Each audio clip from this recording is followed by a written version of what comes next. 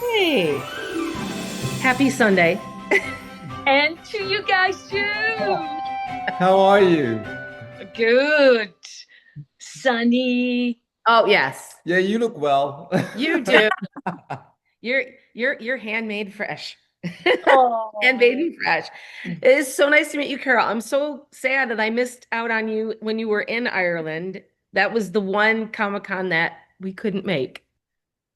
oh, wow. So I'm sad. gonna be in Ireland again. Pardon? I'm gonna be in Ireland again, end of first weekend of December. Oh, you're It's going to the con before Christmas too, aren't you? the one, yes. Yeah, I'm gonna see you. Ah, we're gonna be Absolutely. So it's going to be great. So I'm going to welcome you to our Fangirls Over 40 interview. You're so glad you've joined us. And you're actually one of the Star Wars actors from episode one that my son loves a lot because he is a Handmaiden fan. And we've read the three books by E.K. Johnston about the handmaidens and Padme. And we've been saying it's a real shame that there has not been a series or a movie about that time with the handmaidens before the Jedi just kind of stopped, just dropped in and saved everybody. Because you guys, the handmaidens, are a very important part of Padme and Queen Amidala's lives. Yes, indeed. And he became even more important once she wrote those books. Mhm. And they're amazing books, the stories, and you get to know each handmaiden. So can you tell everybody which handmaiden were you? I played Rabe Consort. And I have to ask this, when you got asked to be part of the Star Wars world, what were you thinking? I was like, I was thinking in my head, I was thinking of Return of the Jedi, and I was just like, oh my god, that world, that's so beautiful. And when I told my friends who were older than me, they were thinking of Empire Strikes Back. So cool, that's amazing, Darth Vader. Oh my gosh.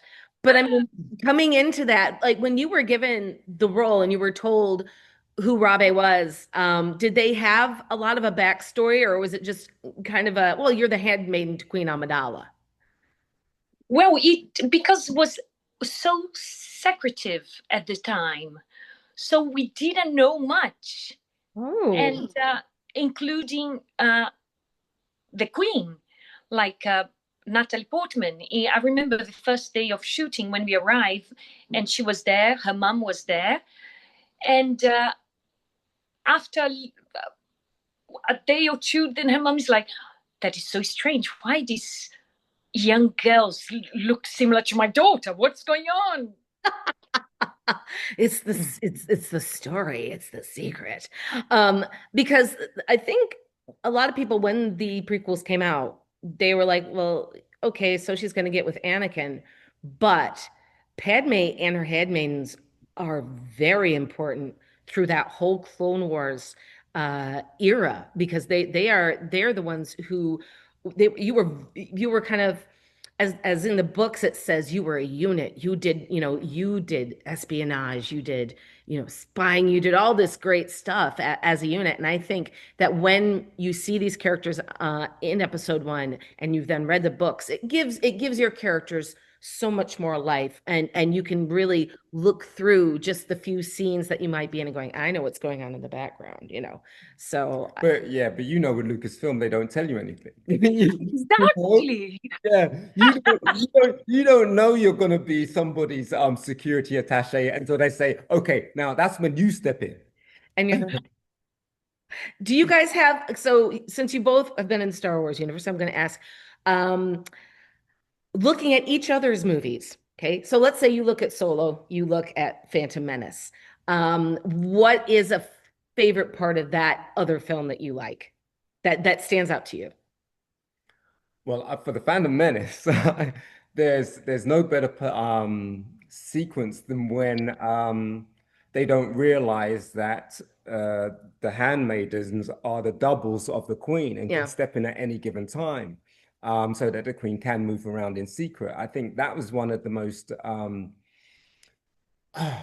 It was one of the most revealing aspects to the power of Padme. So Yeah. yeah, I did like that. I like that. And what was yours in Solo?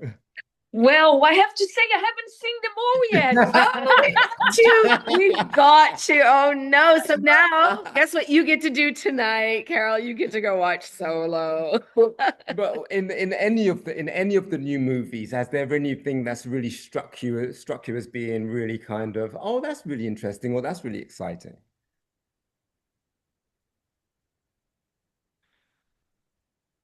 Any Uh, ca any characters that stand out? For example, in the new ones, like mhm. for Or example the with TV Ray. series, the movies or the series, Yeah. any Yeah. of them. Like for example, Ray. I thought that was fantastic. Mm. I thought that was fantastic to suddenly bring such a strong character. Of course, we already had been having strong characters since Leia, but then having someone like her going through what she was going, for me, that was great. And then listen to people say, "Oh, Ray, why?" Oh, and then I was like, each uh, generation has their Star Wars. Yeah. That's what is wonderful. Like seeing little girls dressed as Ray, I was like, wow. Awesome. Yeah. So I see like um, girls and women and men dressing as the handmaidens, and I was like, oh my god, this is amazing. Now I'm glad you mentioned that because now we're going to go talk about the cons really quickly. So when you guys are both at the cons, and I'm going to say for you, your cosplay for your characters would take someone who's lots of issue, lots of things, Yeah. lots of work. But I mean, and the handmaidens have so many different gowns and things that they can wear. But I'm going to say this: when we were in Tala, uh, and I forgot her name, Allison, who plays the yellow ranger. She had a couple of girls and guys come up to her dressed as Power Rangers. And so she was telling me how wonderful it is to see that. Can you name one or two experiences of people coming up to you in the cosplay and interacting with them? Yes. So I had this in France. I had this young girl coming to me with her friend, and they were together. And she couldn't talk, and I was talking to her, saying, "Oh," and she couldn't talk. She was just like staring, and she was thinking in her late 20s. And her friend next to her translate, told me her name and stuff, and she said she's very emotional. She can't talk. And I was like, oh my god, that's she loves the and she's got the queen's outfits, and I was like, really? So we went up, we took photos together, and it was fantastic to meet her. I was very emotional with how emotional she was. And then after having a little conversation, her friend said, well, tomorrow we are coming back again, and we are going to come back dressed up. She's going to be wearing the queen, and I'm going to be a handmaid. And I was like, you with beard? Oh, right. Okay, there you go. Yes. Doesn't matter. No, no, no. We're gonna have a good time. And any other times with the with guests that come to see you? Oh, yes. And this was another so sweet. It was a whole family. She was the queen, and the little boys were like little officer and the husband. And the young girl was like in handmaiden outfit Oh, as well. that's so I sweet. think I think it's a double-edged a sword, but it's a nice sword to be on, where we get to enjoy being in these movies and attached to these things that mean so much to us when we were kids. To then be on the other side and be attached to that when people come up to us and ask us about these questions and see that we've been in these movies. How you mentioned that is really touching and it's very moving. We saw a girl yesterday Oh, yes. who wants to be I think she wants to fly jets. Yeah, like a fighter jet. She wants to work in the military, In the but Air Force, in the yeah. Air Force. But the reason why is because she wants to fly and see new places the way Ray did in the Millennium Falcon. Oh, I wow. know, You isn't know? that special? That is it, and that's so nice. I mean, not me not being having been I have worked for Disney many, many years ago. And I was a character in the parks. So having that kind of that experience where I feel the guests' excitement and coming up and you're being part of their lives and being able to do things, which is really wonderful.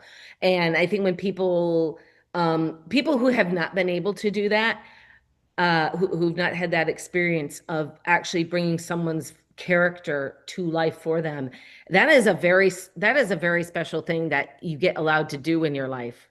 And however long it lasts, be it one movie, be it a season, be it a second, you have connected with somebody on an emotional level, and you have given them something that they otherwise wouldn't have. And I think that's wonderful. It is wonderful. And another thing that I discovered was, yeah, and also was what Dee was talking about. It's so at one point during lockdown, I started doing something called the magic of human beings, where I was interviewing um, friends, artists, illustrator, book illustrator, photographers, and was when I went when I started reading A.K. Johnson's book. So I got in touch with her on Instagram and I said, "Would you be part of one of these episodes?" She said yes, That and is, so I started researching to talk to her, and I discovered podcasts of young girls talking about handmaidens who wanted to be study economics, who wanted to be a scientist because wow. they were inspired by the handmaidens. And That- I was like, really? It's beyond what we think, because you see the girls all together doing the things and you're like, oh yeah, it's a good unit, and the young woman. But the young girls who are watching this, they see in a totally different way. You don't know how it affects people. Exactly. Yeah. And that I was so touched. I was like, wow. How much time did you spend on those movies? Was it like a week at a time, or was it just a few days at a time, or was it a couple spread over a couple of months? It was spread over a couple of months. Okay. And mostly was me and Liz Wilson, like the one with blonde hair, Oh, Erita. Airtay. Is that Yeah, Airtay? Yeah, it's yeah. Airtay. Airtay is the blonde. Yeah. So mostly was me, her, and Natalie. And Kira Knightley would come every now and again for when Do she would be the Rabe. decoy Mhm. and be the and she had a chaperone with her because she was only, I think, 12 years old at the time. That's right. It was. You know what? People keep forgetting that Keira Knightley was in the movie. It's Because I so think funny. that was before she even was that before or after she did Bend It Like Beckham? I think probably before. Yeah, Yeah. yeah, She's much younger. Before. Yeah, yeah. Because that's probably exactly. how she got Bend It Like Beckham. Yeah. Yeah. It could have been. Could have been. It's there's such interesting stories about these things. And when you're in the world. So you just did Phantom Menace, is that right? Yeah. Okay. And see that it's really interesting because when people say, "Oh, I was just in this one movie," it doesn't matter because that one movie shaped so many lives. And like I said, it could be 2 seconds and someone sees you and goes, "Wow, that person or that character," even though I've only got to see them for a short time on the screen. If there's a book, if there's a comic, now, to be honest, like for the last couple of weeks, we've been out taking D and meeting fans and all this, but every time we're in a comic book store somewhere, I just keep picking up the handmaiden comic books. So yeah, so I got one yesterday with Padme, a Padme Volume One, and of course it has the handmaidens all the way through it, and it's so it's really interesting that even though people say, yeah, just that little bit, there's so much more to that character. You can find it. It's there. They're all there. Were you aware while you were filming it of the immense kind of gravity in a sense where you're like, well, we're the handmaidens to Luke and Leia's mum, There you you go. know, was that very much a part of what you were thinking, or was it a little bit easier than that, just thinking, oh well, she's the queen? Yes, it was more like that. Oh, she's the queen, and everyone was like brilliant, playful. It's like, oh, so, and also Anakin is so young, right? Oh, he was. Oh, Yeah. Yeah, yeah, he was a I was like, baby. oh, Yeah, yeah, Baby. so far away from thinking about him as a dad. Oh, I know. Like he's here in Chicago. He's like just 2 hours away because they're at Chicago Expo right now. And he threw out the pitch at the Chicago Cubs baseball game Saturday night. And I was just looking, I was like, oh, Annie, you've grown up. Oh my God. Because it was really funny because I've started to cosplay Shmi. So whenever I go out, there's no little Anakins running around at most of the shows that we go to. So if I find a Darth Vader, I just go up to them and I put my hand under their chin and I go, Annie, poor baby. It's like we need some therapy, you know. But it's wonderful for me to be able to kind of do that line. And loving coming and talking to you guys who've been in it, but it's so much fun to go and talk to the fans and see how Star Wars has influenced their lives in real life. And it's lovely. I really, really love that.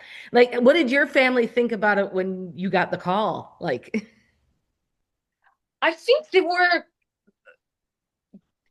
very happy, but They were hoping you weren't going to be a Wookiee. oh yeah, that too. That too. oh my God, I love the Wookiees. They're pretty good though. We love them. We love them. Oh, So but what, so did you get like, I'm gonna ask, did you get a phone call at home? You know, did you get an email? Because like people have gotten their notices of a casting in very weird ways. So I'm just wondering, how did you come about getting your casting call? oh, my casting call. So I at the time I was working at Elite Premier Model. I know So who. yeah, so they were looking for now we know they were so similar looks to Natalie Portman, Yes. Yeah. and that's how I first went to the casting. All right. Very interesting. So And and I was funded. how long from the casting to the getting the part was it for you? So I think wasn't that like far? Maybe few months, because Robin was in London and I went to Livingston Studios, and then she was filming me and she asked me to do a scene, and then later when I got the call back, I don't know if it was, now I can't remember if it was a month, 2 months later, to try on the dress, Oh, the outfit. right. And that's when I tried, and this amazing massive warehouse full of incredible fabrics, velvets everywhere. I was like, wow. And then I tried and I came to the room and she was there with Georgie Lucas. Oh my God. I'm sorry. The maker. The maker. Yes, the maker. And what did he do? You got to tell us. I was just standing there with the dress like that I just tried, and did a little look and stuff, and then they were like, oh, talking to each other. Okay, yeah, okay, thank you. You're Wow. like, okay, Yeah. yay. Oh my God. Is there anything that happened behind the scenes that was just eye-opening, or just something that made you think, oh wow, this is Star Wars when you were there? Oh, yes, when R2D2, Oh, when that's he's first right. me, and we see Ian McGregor is running there. We're all running to like touch it and to see it, and there is even a scene where I'm like, can't keep my I can't keep smiling. So now I see, because there is a picture of me, Oh my God. Queen and Keira Knightley, and the scene with R2 and the Jedi's are in, and my mouth is slightly like, You're trying not to smile. It's like, oh my God, look at me. is that thing?